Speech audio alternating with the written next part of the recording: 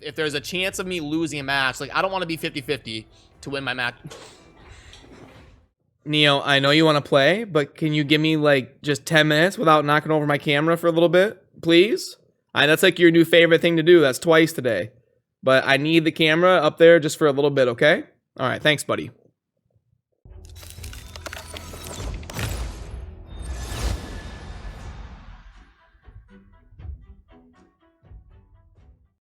Hey, what's up? This is Chosen, and this video is going to be day 7 of the free-to-play journey that I'm on. We are officially 1 week in, so let's get into it.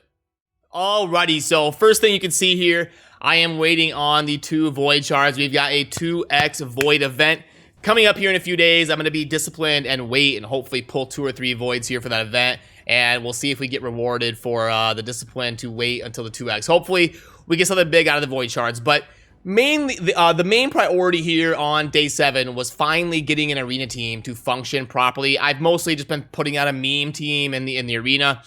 Kale hoping to get as many free wins as I can. But now I'm on this mission here where I can't really progress until I reach Bronze 3 in Classic Arena. So I've really got to focus on putting an actual team together in the arena. So that is what I did, and I waited till there was an artifact enhancement event live. You can see here that this has just kicked off, so I was waiting until I could double dip a little bit on my rewards and spend my silver when I would at least get some progress towards the artifact enhancement event. So I mainly was focusing on spending the silver on boots because I need to get the speeds to be high, and I need to get the, well, not high, but as high as I can realistically here, and then get my speeds to be proper. So I will show you the team that I am using in the arena. If I pull up arena and go to defense, it should show you exactly what I'm using. And this is the actual order that they go in on the team. We've got Spirit Host going first, then War Maiden, then KO, and then Valkyrie on the back end. And the roles are Spirit Host is there for the speed aura, just to give me that little bit of boost to help me make sure I go first. And then War Maiden is going to debuff them, hopefully break their defense. KO hopefully nukes them super hard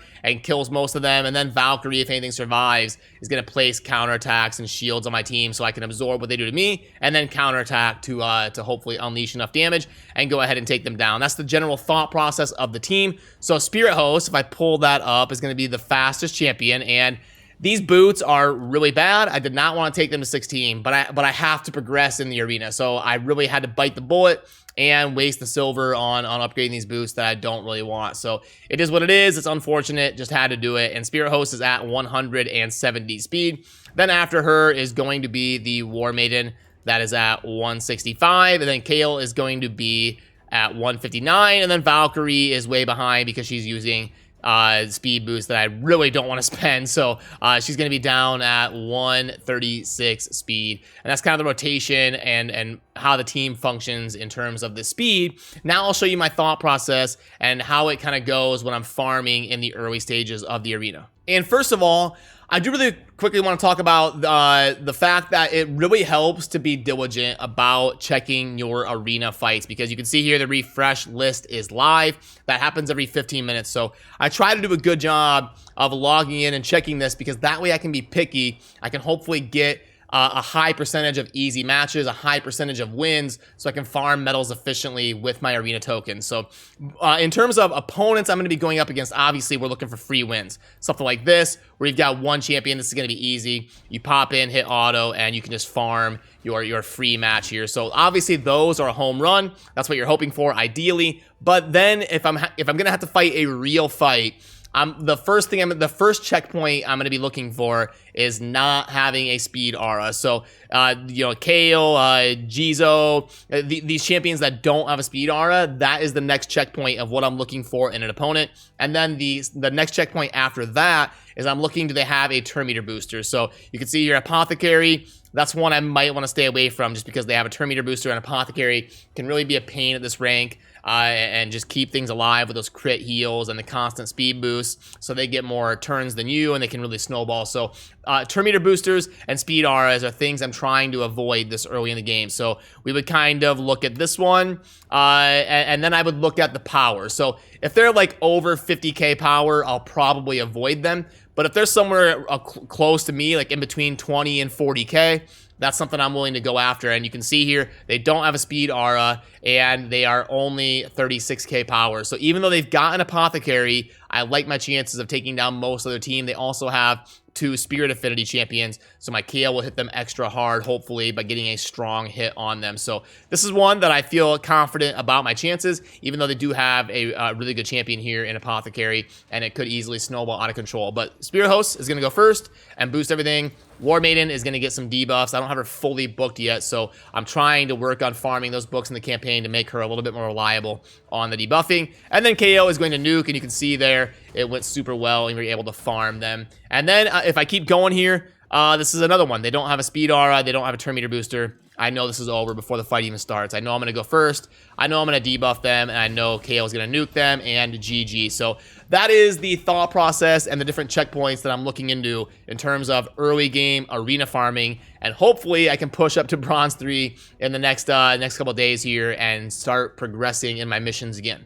And then something fun that is going on right now is I can't wait for this champion training tournament to end. 15 hours from now as I'll be recording this, so I will have this stuff tomorrow, but I am going to be getting the full 6-star epic relentless set, the 8 pieces for the forge, and a rare book. That's going to be huge. I was hoping to get this rare book here, but that's up at 4,800. If I've already got this in the bag and I'm already going to win, I don't know if I want to go for that or not. If that was like a void shard or something, I would definitely go for it. I'm going to see how things are shaking out tonight as I play a little bit longer, and I'll keep you posted on if I go for that. I don't think I will. I think I'm going to let it go and save as much resources as I can, because what I mainly wanted was the Relentless gear and the Ancient Shard, and I was able to get up to that to get those guaranteed rewards here on the Champion Training Tournament.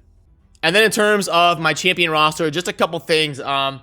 I want to get KO to 6-star as soon as possible. That's going to be the biggest impact. He's max. He's got his masteries. I need to get him to War Master. So I would love to get like War Maiden to 5-star and take a couple other things to 5-star, but I can't. I've got to be disciplined. I've got to just get Kale to 6-star as soon as possible. So I'm only going to be taking things to 5-star that I'm willing to crunch into Kale. Hopefully we can get that done here within the next couple days. And I'm going to ideally wait for a champion training event before I start dumping things into 5-star and then upping Kale to 6-star, so that hopefully we can win another one of these early game tournaments and get even more rewards by double dipping and being efficient with our stuff. So we'll have to wait and kind of see how that goes. But yeah, that's mostly going to cover what I wanted to go over in this day 7 video here. So let me go ahead and pop up that spreadsheet just in case you wanted to take a look at that here on the way out. It's just going to be about grinding the food, farming the books for War Maiden, maybe farming a couple books for the Spirit Host. I really want to get the cooldown because the books are pretty early on that. And then hoping that we get something big for the 2x Voids, hopefully a Bellower, Skull Crown, something like that. So